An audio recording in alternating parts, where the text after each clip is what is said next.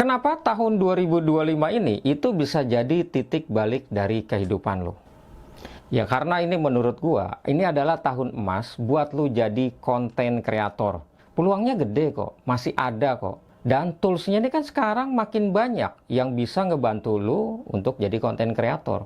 Dan lu cuma butuh satu hal, lu mulai sekarang juga.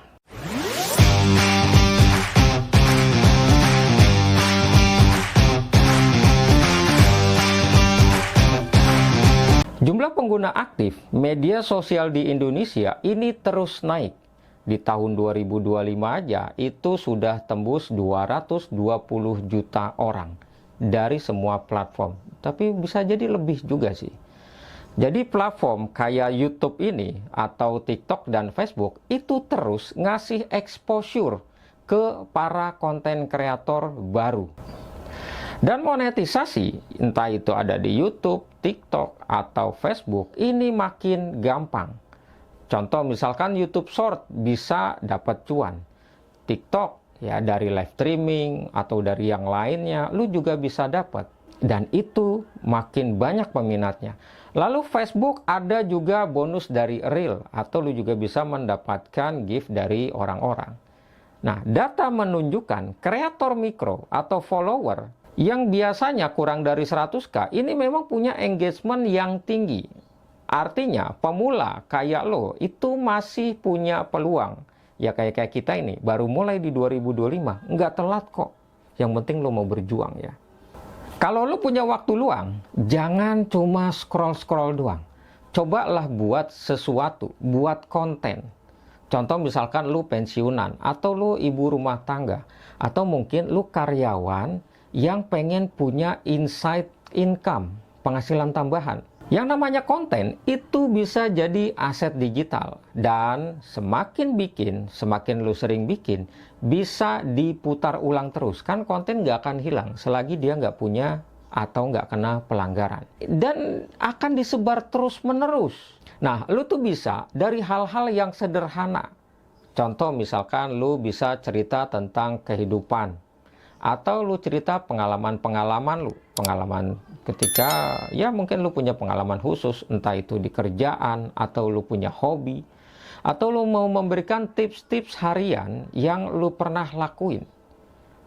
Jadi banyak konten kreator yang sukses itu mulai dari kebosanan. Artinya ketika dia bosen, lalu dia bikin konten. Nah disitulah dia mulai menikmati jadi konten kreator. Banyak orang yang mikir, wah kayaknya gua nggak fotogenik deh, gua kayaknya nggak pantas nih kalau di syuting, nggak pede. Dan cara ngomong gue juga belepotan. Ya semua itu bisa dipelajari dan bisa dilatih. Tapi yang terpenting adalah bagaimana sebuah konten yang powerful atau isi dari konten itu sendiri yang punya cerita. Ya cerita yang tentunya relate dengan orang-orang yang nonton. Lalu suara yang jujur, jadi lu memberikan sesuatu yang apa adanya. Itu banyak orang yang suka loh sekarang. Dan ada value-nya, ada insight yang memang langsung mengena ke penonton lu. Konten itu kan nggak harus sempurna. Ya kalau nunggu sempurna, ya lu nggak akan mulai. Tapi yang penting, lu harus konsisten dan lu punya tujuan. Yang penting, lu mulai aja dulu. Ya, evaluasi itu bisa sambil berjalan.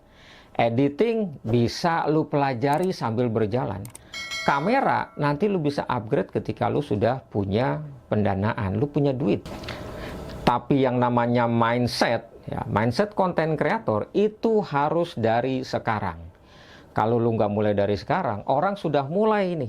Sudah mulai selangkah demi selangkah, lu hanya sekedar scroll-scroll doang. Jadi di tahun 2025 ini bukan tahun biasa. Ini eranya konten kreator seperti kita, para pemula, itu bisa bersinar kalau lu mau berjuang. Dan kalau lu nggak mulai sekarang, ya lu hanya akan menjadi penonton yang hanya sekedar scroll-scroll doang. Penonton dari konten-konten orang lain yang sudah berani mulai tapi lu nggak mulai-mulai.